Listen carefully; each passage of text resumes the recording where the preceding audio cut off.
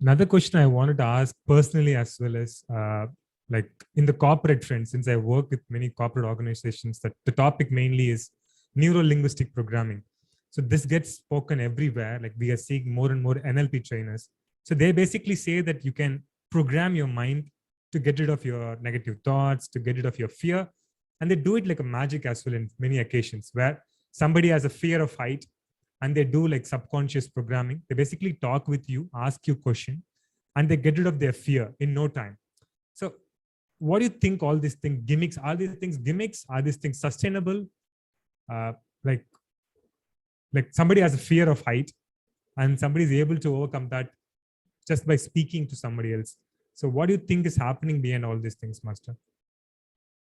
So here, for example, you have, I take the example of the snake entering into the room, thereby create the fear within myself. So here, what I have to programming myself. So here the fear is good. If there is no fear, I cannot deal with the snake. Either I have to remove the snake or I have to escape from the snake. For that, the fear is necessary. So in this way, some necessary emotion comes. So whatever comes, it is a necessary emotion is related to the work.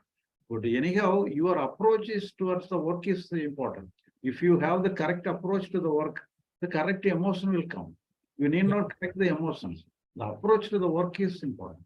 But the fear is kind of appropriate. I kind of agree to that. But some people kind of get obsessive with that fear, right? Like going to a 100 feet tall building and standing on top of that generates you fear.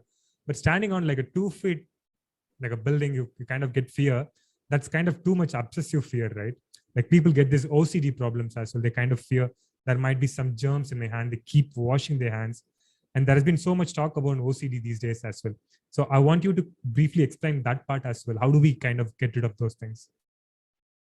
So it is also, it is a struggle within ourselves. So that is a psychological struggle. They are struggling with they are fighting with his own mind, fighting with his own temperament, fighting. So everything is facing and struggling with his own mind. So that is the problem of the psychological problem.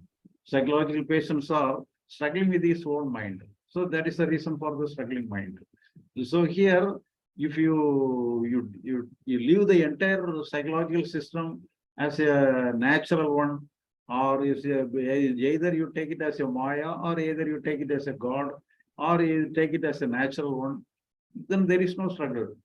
If you want to regulate this mind alone, in a good state, good emotion, I have one good emotion, I should not have bad emotion, I must have good thought, I should not have bad thought, then only we enter into the thought, enter into the mind. Therefore, we are struggling within us. So our focus is only towards the external one. What we have to do? If your focus is upon the doing part, so necessary emotion will come within our own mind. So we need not focus upon our mind. Focusing upon the doing part is important. Focusing upon the mind is bad. It is not good.